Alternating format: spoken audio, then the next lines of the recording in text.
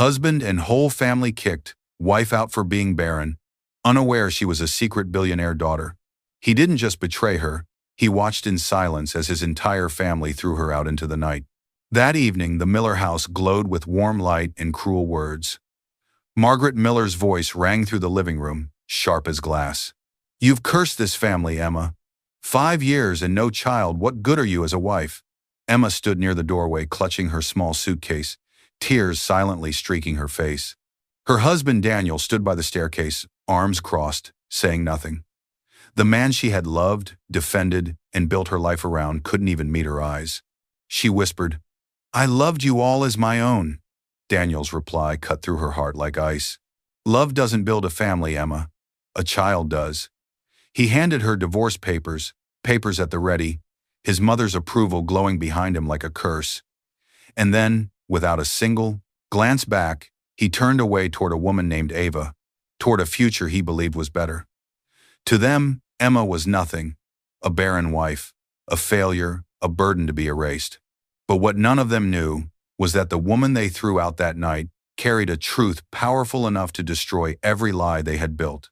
Because beneath her silence, behind that small wooden box she guarded under her bed, lay her real name, Emma West, heiress to the multi-billion-dollar empire that kept their businesses alive. And the man who threw her out of his house had built his entire life on her money. This isn't just a story about revenge. It's about a woman who lost everything and remembered she was born with more than they could ever take. Dear viewers, thank you for being here. If you watch without subscribing, you silence Emma's voice all over again. Click that button to stand with every woman cast aside, every soul who chose power over pain. Tell me in the comments where are you watching from tonight? The scent of burning toast snapped through the quiet morning. Emma Miller flinched, rushing to the kitchen stove, her hands trembling slightly as she turned off the gas. She was 28, graceful in movement but visibly tired, her eyes carrying the soft weight of someone who gave too much of herself to keep a house peaceful. The clock read 5:42 a.m. She was already behind. From the living room, the low buzz of a phone screen glowed across Daniel Miller's face. 32, tall, clean-cut, and once charming, now mostly distant. He sat slouched on the couch, scrolling through his phone, a faint smirk tugging at his lips. He didn't notice Emma watching him, or maybe he didn't care. "Breakfast will be ready in 5, Emma said softly, trying to sound cheerful. Daniel didn't look up. "Yeah, just don't burn it this time." His voice wasn't cruel, but it was cold, the kind of tone that leaves bruises you can't point to. Before 2, she became Emma Miller. She was Emma West, daughter of Eleanor West, CEO of West Group Holdings, one of the wealthiest families in the country. Their family estate had marble floors, private chefs, and an empire of companies built by ruthless intelligence. Emma grew up surrounded by luxury, yet she often sat by her window, watching ordinary people walk by and laugh freely, something money never gave her. At 21, she met Daniel at a university charity event. He wasn't rich. He was a scholarship student, ambitious and bright. He talked about building a simple, honest life, and Emma fell for him instantly. For the first time, someone looked at her not as an heir, but as a woman. Against her mother's warning, she left everything, her inheritance, her family name, even her identity, to legally marry him as Emma Miller. She used her vast resources one last time to create a new, clean identity, telling Daniel it was a small inheritance from a distant relative. She wanted to be loved for Emma, not for West. Her father died a year later. The will left her half of West Group held quietly in a private trust. Only one person knew, Mr. Jacobs, the family's lifelong legal advisor. Before she left, Jacobs had insisted she keep one secret, emergency-only contact number, and the legal papers to her trust. Those papers stayed locked inside a small wooden box she kept under her bed unopened since the day she left home. Emma plated breakfast with care, eggs, toast, a touch of butter.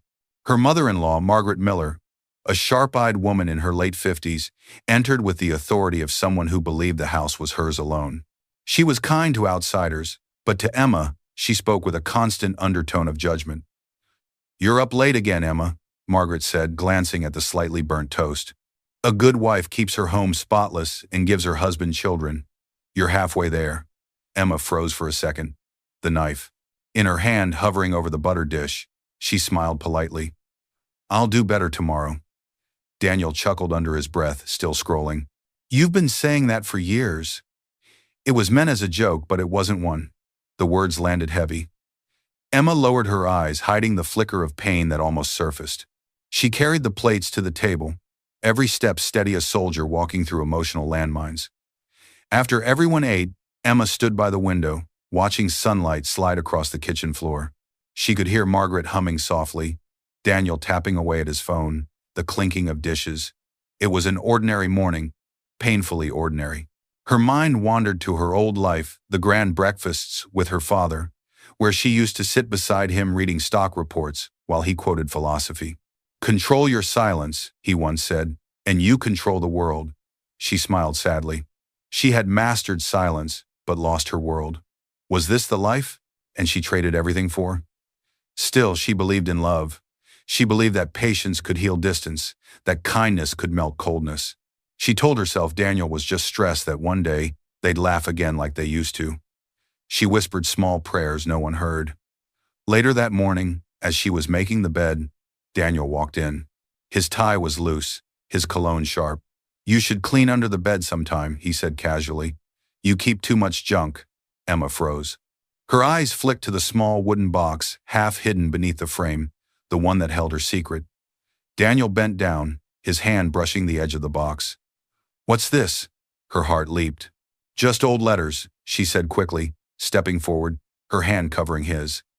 He smirked, unconvinced but uninterested. Don't start hiding things from me, Em. Secrets ruin families. As he left the room, she exhaled slowly, pulling the box closer, clutching it protectively against her chest. For a moment, she thought she heard her mother's voice in her head, soft, warning, almost whispering through time. The people who judge you today will one day kneel to the truth you've hidden. Emma placed the box back under the bed, locking it again, unaware that Daniel's eyes had briefly flicked back, curious, calculating. He smiled faintly before leaving for work. And for the first time, Emma felt a small chill she couldn't explain, as if the air itself was warning her. She didn't know that by tomorrow morning, whispers would start whispers that would turn her love into a weapon. The slam of the kitchen door shattered the morning calm. A glass rolled off the counter and broke into pieces, scattering like small diamonds across the tile. Emma jumped, her hands still wet from washing dishes. Margaret Miller, her mother-in-law, stood near the pantry, face flushed, voice rising. This family is falling apart, Margaret hissed, gripping the pantry edge of the counter. Daniel's business is dropping, he's stressed, and that girl, she pointed sharply toward the dining room, still hasn't given us a grandchild after 5 years of marriage. At the table sat Sophie Miller, Daniel's younger sister, 25, pretty and spoiled by comfort. She sipped her orange juice and whispered back, maybe she's the reason nothing's working out. Some women just bring bad luck. Emma froze behind the half-closed kitchen door, their words slicing through her like cold wind. She wanted to step in, to defend herself, but her voice caught in her throat. She wiped her hands quietly, pretending she hadn't heard. She moved around the kitchen, gathering broken glass, her movements slow and careful. Her mother's voice from long ago echoed softly in her mind. Silence doesn't mean weakness, Emma. It's how we watch people reveal themselves. Her mother, Eleanor West, had taught her that in a world of power and cruelty, patience was sharper than any weapon. Eleanor believed in timing, let them speak. Words have a way of building their own traps. Emma straightened her back, forcing her breath steady. She didn't want to cry, not here, not where they could see. Daniel walked in just then, dressed in a crisp white shirt, tie loose around his neck. What's going on? He asked, frowning at the tension. Margaret crossed her arms. Ask your wife. Maybe she can explain why everything in this house feels cursed. Daniel sighed, rubbing his temples. Mom, not now. Please. He turned to Emma briefly, his tone softer but detached. Ignore it, okay? She's just worried about me. That one sentence, worried about me, said everything. He wasn't standing with her. He was standing away from her. Emma nodded quietly. I understand. Sophie smirked from the corner. You always do. As the family left the kitchen, Emma stayed behind, her hands gripping the edge of the counter. For a moment, she closed her eyes and whispered to herself, "You chose this. You chose love over comfort." She thought about her old life, marble halls, private dinners, her father's booming laugh as he talked about mergers and expansion. She used to think wealth made people cold. Now she realized poverty could be colder. The Miller family had no empire, no power, just pride, the kind that needed someone to blame. And Emma was the easiest target. She carried breakfast plates to the sink, her gaze lowering to Daniel's phone, left charging on the counter. The screen lit up, Ava calling. Her breath hitched. The name was unfamiliar, the emoji intimate. Her heart started to race, but her face didn't change. She simply stared, frozen, watching the phone buzz once, twice, 3 times before going silent. The sound of the vibration echoed in her chest long after it stopped. She didn't touch it, she didn't say a word. But her mind began, spinning quietly, connecting the small, strange moments she'd ignored. Daniel working late, new shirts she hadn't bought, the faint trace of perfume she didn't wear. Maybe she was wrong. Maybe Ava was just a coworker. Maybe. But the maybe already burned. Later that afternoon, she stood by the kitchen window, watching Daniel drive away. His car disappeared down the road. Margaret and Sophie's laughter echoed faintly from the living room, sharp, dismissive, unkind. Emma leaned against the wall, her eyes falling on the wedding photo, hanging above the dining table, her smile bright, his arm around her. That photo had always felt safe. Now it looked like evidence of a lie slowly unraveling. She whispered softly, "You said secrets ruin families, Daniel. I wonder whose secret will." The sunlight shifted, landing on the edge of the counter on Daniel's phone, left behind. The screen glowed faintly again as a message appeared. Emma's eyes caught one line, before it faded. "Can't wait to see you tonight, Ava." Her fingers tightened around the dish towel, heart pounding, yet her expression stayed calm, eerily calm. She turned off the kitchen light and walked upstairs without a word. By the next morning, those whispers wouldn't just be words, they'd become the match that set her marriage on fire. The clang of silverware hitting the plate snapped the table into silence. Daniel's father, George Miller, 60, stern-faced and proud, set his fork down and cleared his throat. "This family needs a child," he said firmly, his tone slicing through the quiet. "A name must continue, Daniel. 5 years of marriage, and still nothing?" Emma's hand froze midair, the spoon trembling slightly. Across from her, Daniel's eyes flicked up, blank but sharp, as if silently warning her not to speak. Margaret leaned forward, voice smooth but venomous. "Maybe it's time Emma got a checkup again. Sometimes, women have hidden problems." The words landed like a slap. Emma forced a gentle smile, the kind that hides pain too deep to show. "I've been checked," she said softly. Sophie smirked. "Doctors can be wrong, you know." George nodded, taking another sip of water.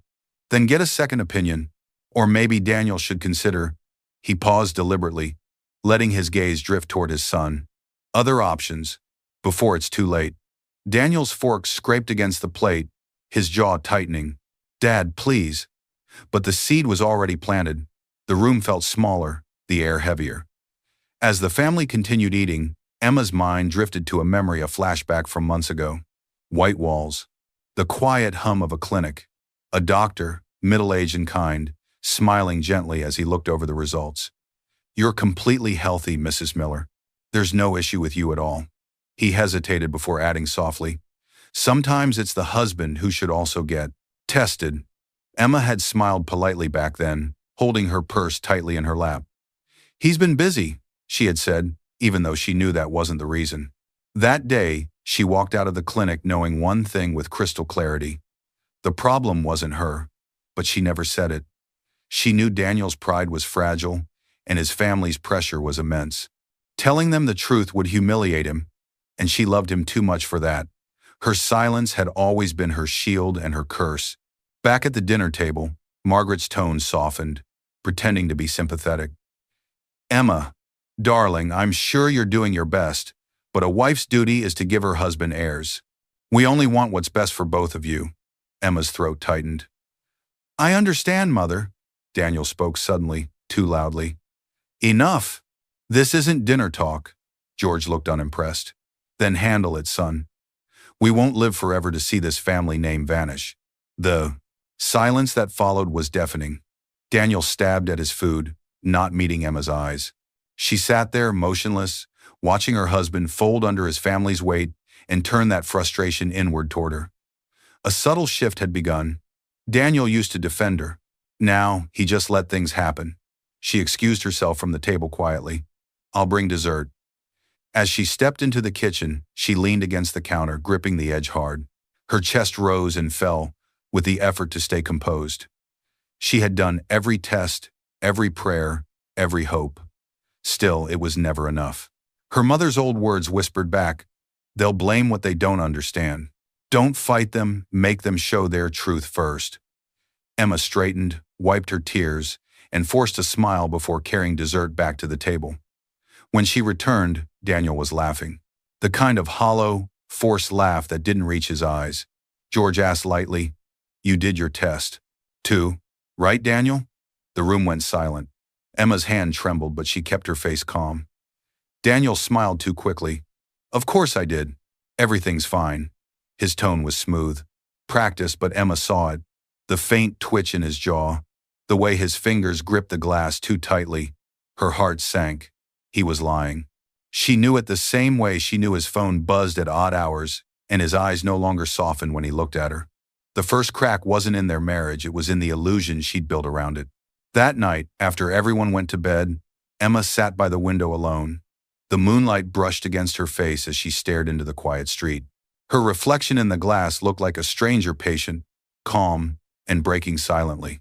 She whispered to herself, truth doesn't hide forever. Downstairs, in the faint glow of the living room, Daniel's phone buzzed again unseen. The screen lit up with a name, Ava, and this time, the message read, miss you already. Same place tomorrow? Emma turned from the window as if she'd felt something shift in the air. A faint instinct, the kind that comes before a storm. Foreshadowing line. By the next sunrise, love would no longer sound like devotion, it would sound like betrayal. The elevator doors slid open with a metallic chime. Emma stepped out, clutching a small lunch bag, her heels echoing across the marble floor of Miller & Co. Interiors, Daniel's company, which she had funded with her dowry, believing it was his dream. She decided to surprise him. After the painful dinner the night before, she wanted to remind him that love still existed between them. But as she reached his office door, laughter floated out, soft, flirtatious, unfamiliar. She froze. Through the half-open blinds, she saw Daniel leaning back in his chair, smiling in a way he hadn't smiled at her in months. Sitting on his desk was a young woman, tall, stylish, her legs crossed, wearing Daniel's suit jacket like it belonged to her. The woman twirled Daniel's pen between her fingers and said, laughing, you really shouldn't keep your wife waiting so long for attention. Daniel chuckled. Let's not talk about her. The room tilted for Emma. Her breath caught. She tried to step back, but her bag slipped from her hand, hitting the floor with a dull thud. The laughter stopped. Daniel turned sharply, eyes widening. Emma? Emma bent to pick up the bag, her hands shaking. I brought you lunch, she whispered. Daniel cleared his throat, standing quickly. You didn't have to. The woman smiled politely, as if enjoying the scene. Oh, so you're Emma. Daniel told me so much about you. Emma forced a faint smile. And you are? Ava Cole, she said smoothly, extending her hand. I'm the PR manager he hired to try and land the West Group account. Emma didn't take her hand. Her gaze fell on the desk.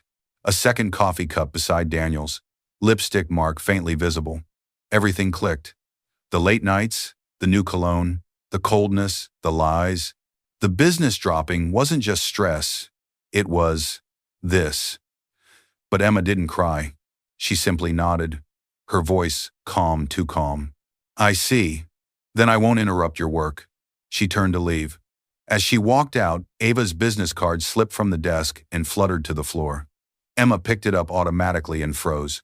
Printed below Ava's name were the words, West Group PR Division, her mother's company, her world, her past.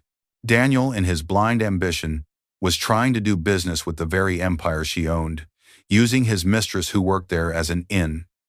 The universe had just connected the dots she'd tried to hide. She slipped the card into her purse, her expression unreadable.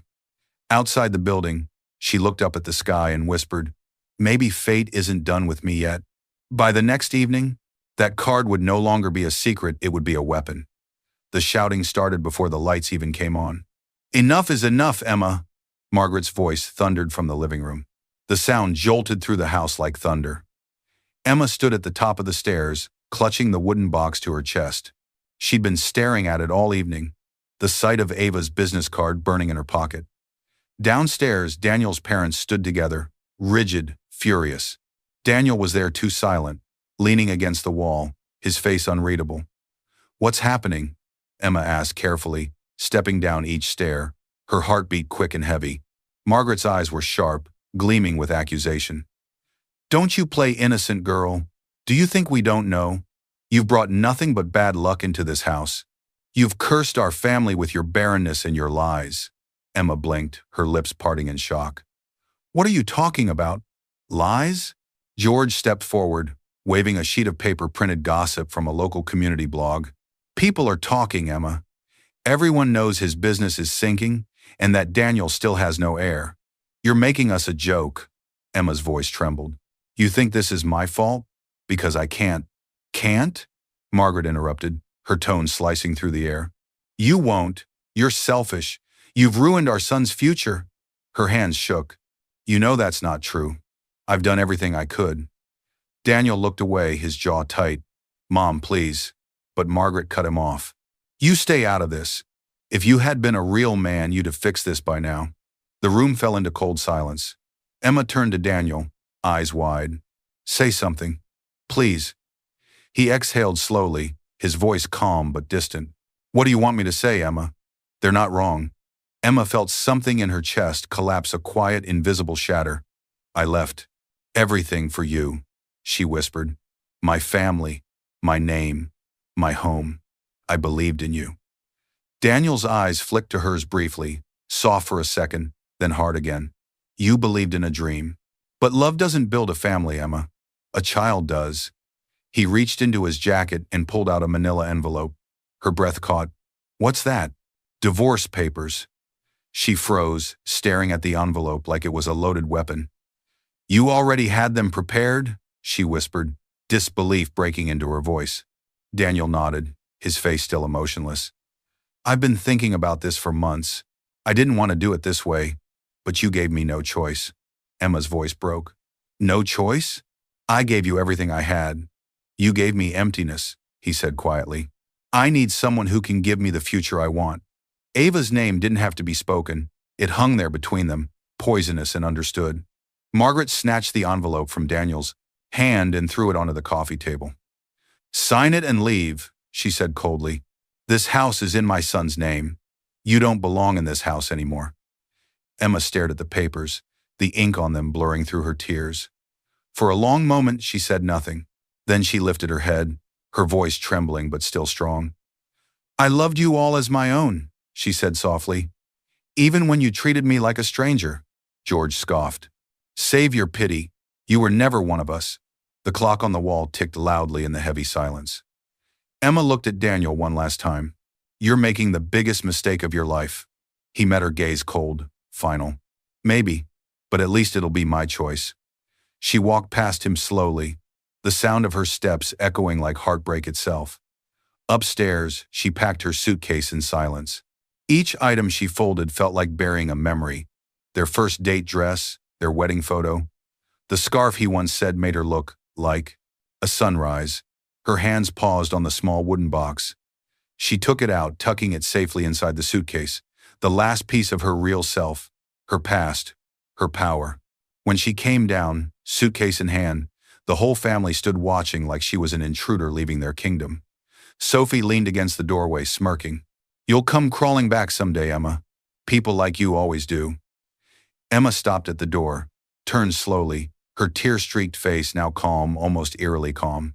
"No," she said softly. "You'll be the ones crawling." As Emma stepped out of the house that night, the cold air hit her face like reality itself. The front door slammed behind her, but for a moment, she didn't move.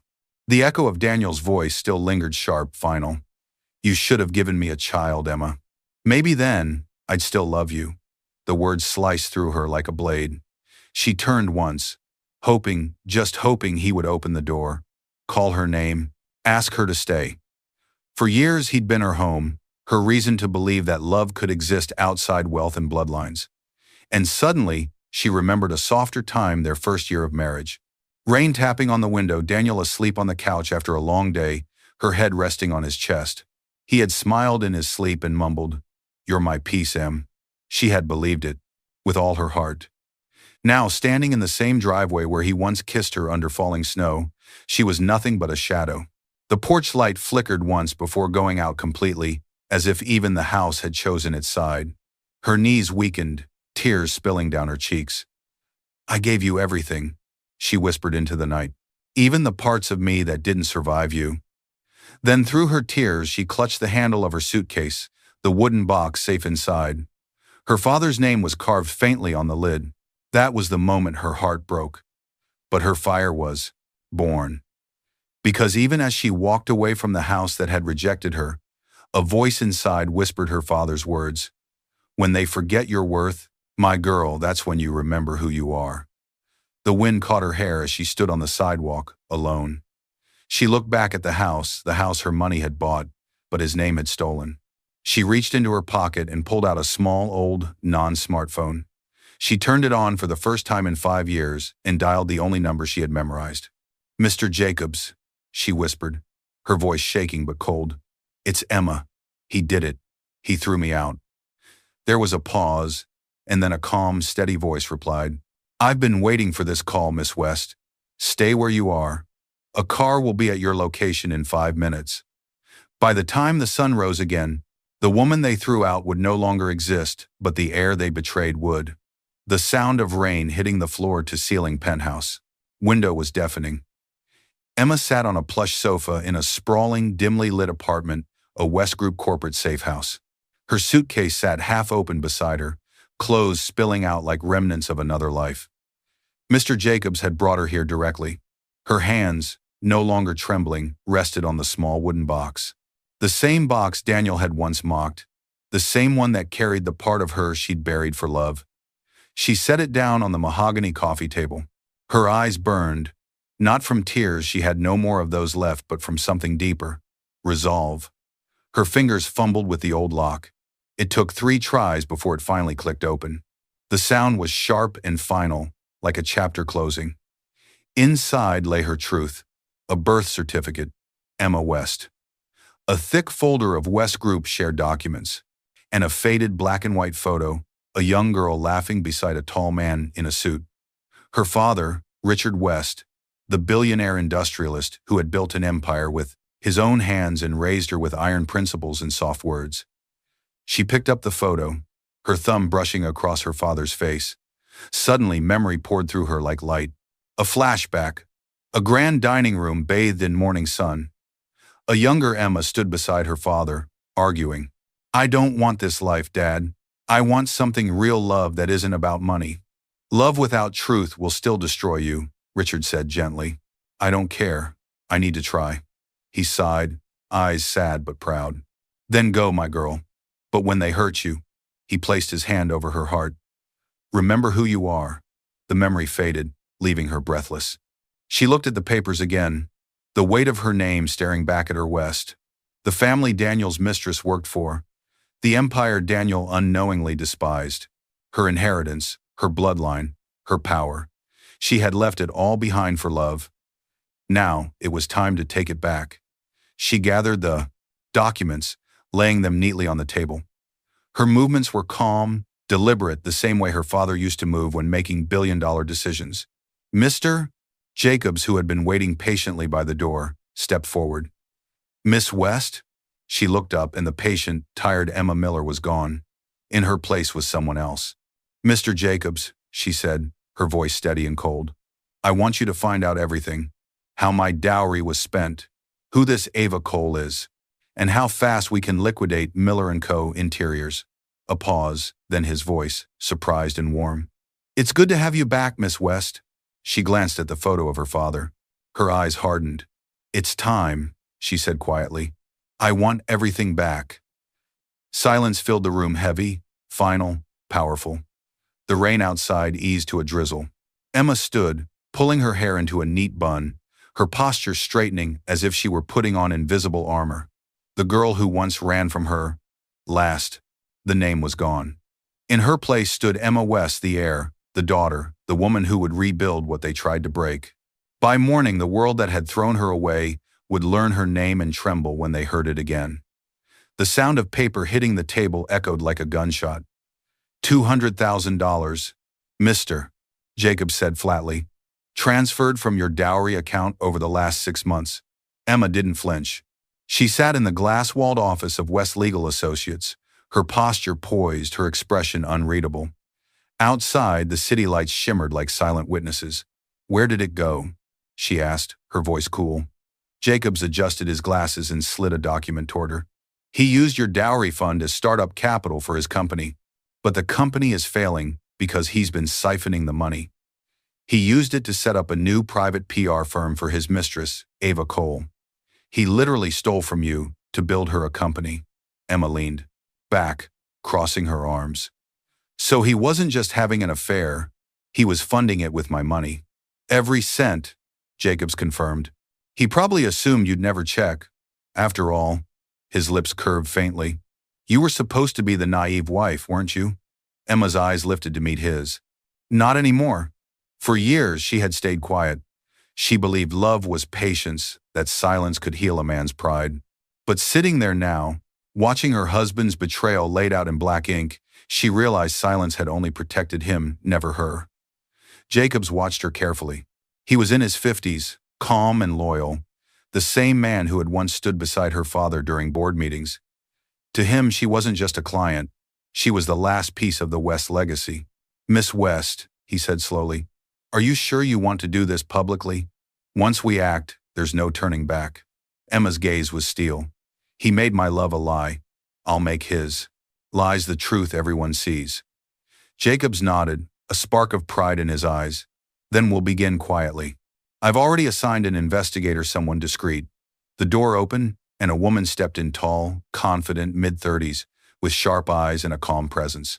Emma, meet Clara Hayes, private investigator, Jacobs said. Clara offered a hand. I've worked on corporate and domestic cases for the West family before. I'll get you what you need. Emma shook her hand firmly. I don't want pity, I want facts. The next days unfolded like a chess match. Clara tailed Daniel's movements, gathering photographs, call logs, and hotel receipts. Every night, she reported back to Emma, who listened silently, her face calm but her hands clenched. Through hidden recordings and financial traces, they discovered more than an affair. They uncovered systematic theft. Daniel had been siphoning Emma's dowry money into Ava's new firm, Ava Cole PR, disguising it as marketing expenses for his own failing company. The audacity almost made her laugh. He really thought I'd never see this, she murmured one night, scanning a printout. Clara raised an eyebrow. Men like him never imagine the woman they underestimate could destroy them. Emma looked up, her voice quiet but sharp. He will. Jacobs assembled a thick folder of evidence, photos of Daniel and Ava together, bank transfers, corporate emails. Everything's ready, he said, closing the file with a snap. We can file the fraud report and serve the divorce papers simultaneously. Emma stood by the window, watching raindrops slide down the glass. Her reflection looked different now, no longer the fragile wife, but the heir her father raised. When do we do it? She asked. Jacobs exchanged a look with Clara, then smiled faintly. I think the timing should be poetic. Emma turned, curious. What do you mean? Jacobs opened his lawn calendar and read aloud. Daniel Miller's new engagement announcement 2 days from now, at the Grandview Hotel. Her lips curved the smallest hint of a smile, dangerous and calm. Perfect. She picked up the folder, closing it against her chest. He wanted a public future. I'll give him one, just not the kind he expects. As she walked out of the office, her heels clicked sharply against the marble floor, each step echoing like the countdown to justice. Outside, thunder rumbled faintly, distant but certain, a storm approaching. Foreshadowing line. By the time Daniel stood beneath the lights at his engagement, the papers he feared most would already have his name on them. The gavel struck the desk with a sharp crack. Case number 4000, 721 Miller versus Miller. The packed courtroom fell into silence. Journalists whispered at the back, their pens poised. Every seat was filled lawyers, onlookers, Daniel's smug parents and Ava Cole, sitting elegantly beside him in a pale cream suit. Daniel adjusted his tie, his confidence glowing. Finally, he muttered to Ava, smirking. She'll sign, and I'll be free. Ava smiled back, slipping her hand into his. You'll be headline news by noon. The man who left a barren wife for true love. The words made Daniel's grin widen. But as the side door opened, the air in the room shifted. Emma walked in. She wasn't the broken woman he had thrown out. She moved with quiet power, dressed in a black tailored suit, her hair pinned neatly, her posture unshaken. Every step echoed confidence. Daniel's smirk faltered. Margaret gasped. Emma? She whispered. What is she wearing? Who does she think she is? Emma ignored them all. She took her seat beside her lawyer, Mr. Jacobs. Good morning, Mrs. Miller, the judge said. Are you representing yourself? Jacobs rose before she could answer. No, Your Honor. My client, Mrs. Emma West Miller, is represented by West Legal Associates. The name hung in the air like thunder. Daniel frowned, confused. West? Jacobs continued smoothly, handing a file to the clerk. Mrs. Miller, or rather Miss West, is the sole heir and majority shareholder of West Group Holdings. We will be filing under her legal birth name. A ripple of gasps spread across the room. Margaret covered her mouth. West Group? The billionaires? Ava blinked rapidly, whispering, That's impossible. Daniel's entire face drained of color. What did you just say? Jacobs didn't even glance at him.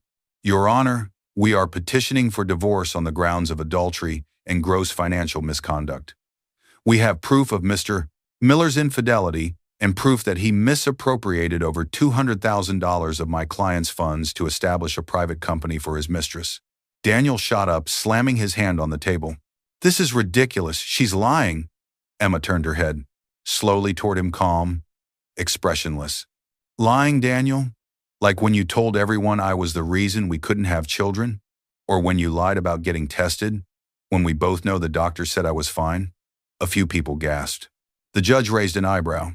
Order in the court, Jacobs continued, voice steady. Here is the proof of the transfers. Bank records, digital authorization, and the business registration for Ava Cole PR, all funded by my client's dowry account. He placed the documents in front of the judge. The silence was crushing. Ava shifted uncomfortably. Daniel, what is this? She whispered. He stared at her, speechless. Sweat dotted his forehead. Emma's gaze remained fixed on him. You thought I was weak. You thought you could take everything and walk away. But you were stealing from a company you didn't even know I owned. The judge cleared his throat. Given the overwhelming evidence, the court recognizes Mrs. West Miller's petition. Divorce is granted in her favor. A full freeze is placed on all assets related to Miller & Co. and Ava Cole PR pending fraud repayment. Daniel sank into his chair, his voice breaking. Emma, please. I didn't know. She stood, interrupting him with the softest voice imaginable. You knew enough to betray me. Her words were calm, but her eyes, cold and final, told him there was no mercy left. Jacobs closed his briefcase. Your Honor, one last detail. The residence Mr. Miller and his family currently live in. We have records showing it was purchased entirely with my client's funds, which Mr. Miller fraudulently put in his own name. We are petitioning for immediate seizure of the property as partial repayment. Margaret gasped audibly, clutching her husband's arm. That can't be true. Jacob smiled faintly. It can. And it is. The judge nodded. Then the property is seized, effective immediately. The occupants will vacate within 48 hours. The courtroom erupted, reporters scribbling, cameras flashing, whispers rising like wildfire. Ava stood up, her eyes darting from Emma to Daniel, realization dawning. You told me she had nothing, she hissed. Daniel buried his face in his hands. Ava, wait. But she stepped away, her heels clicking sharply against the floor as she stormed out. Emma watched them silently, then turned to the judge and bowed her head. Thank you, Your Honor. The gavel fell again. Case closed. Final beat. Karma realized outside. Cameras flashed as Emma stepped down the courthouse steps. She didn't speak, didn't look back. The press shouted questions. Miss West, is it true you're heir to West Group? But she kept walking, her face serene under the morning sun. Behind her through the glass doors, Daniel sat slumped in defeat, staring at the papers that had destroyed him. Mr. Jacobs joined her at the car, opening the door. Justice served? Miss West. Emma paused before getting in, her voice soft. Justice began today. Revenge is still waiting, because tomorrow, the world wouldn't just read about his downfall, they'd watch it unfold. The phone wouldn't stop ringing. Daniel's trembling hands hovered over the desk, eyes fixed on the screen flashing with notifications. Account frozen. Contract terminated. Legal hold. He slammed his fist down. No, no, no! Papers scattered everywhere. His once polished office, once filled with clients, deals, and quiet arrogance, now felt like a collapsing cage. His assistant stood by the door, pale. Sir, West Group just called every one of our major vendors and partners. They told them to either drop us or lose the West Group account forever. We've been blacklisted. Everyone is pulling out. Daniel's voice cracked. They can't do that. The assistant swallowed hard. They can, sir. They own everything. The words hit harder than a punch. They own everything. Emma's name echoed in his head like thunder west. He had laughed at her silence. Now it was destroying him. By afternoon, his office phone was dead, his email locked, and his company logo being taken down from the glass wall.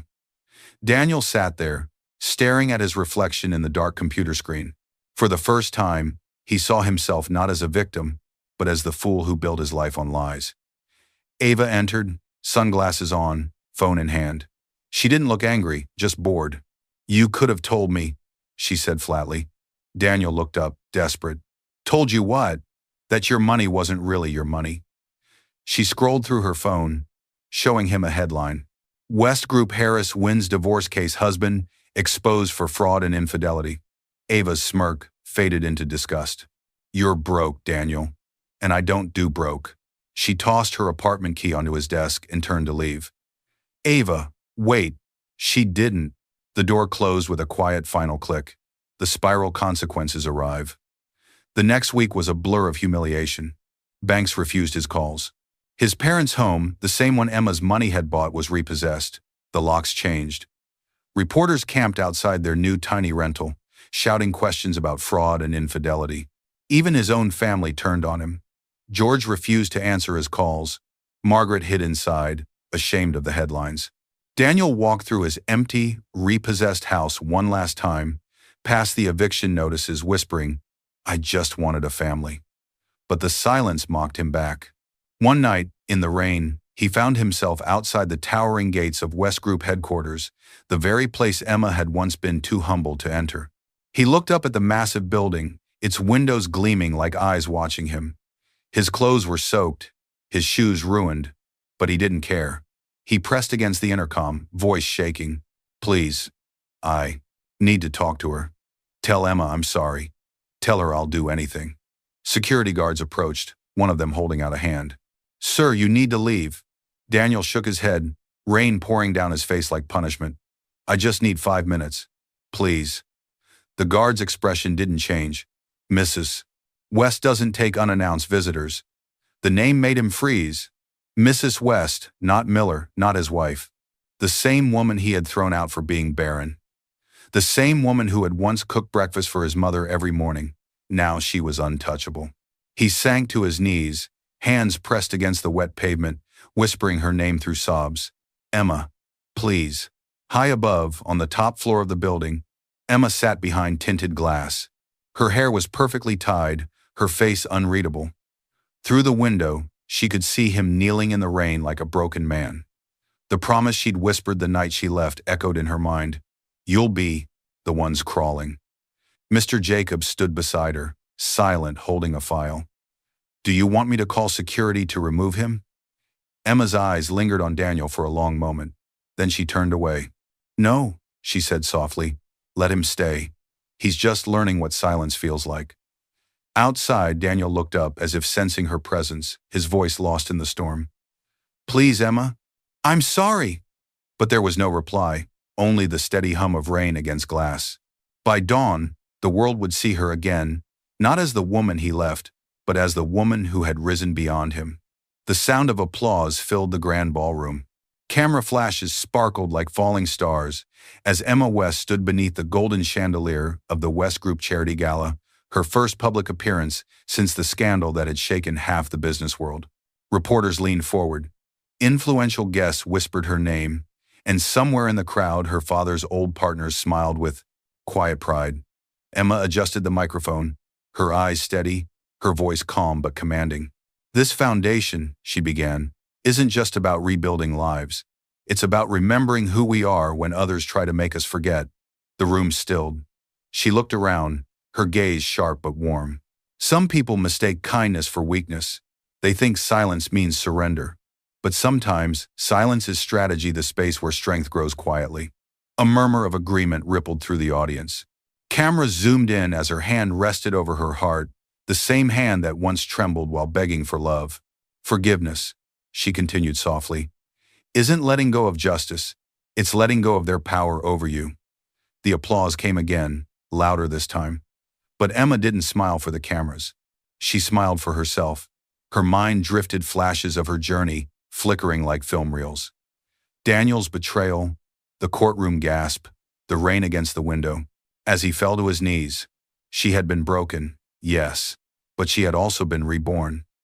Around her finger she wore no wedding ring, only a gold band engraved with the words, "West Legacy." It wasn't a symbol of love, it was a promise to herself to never shrink again.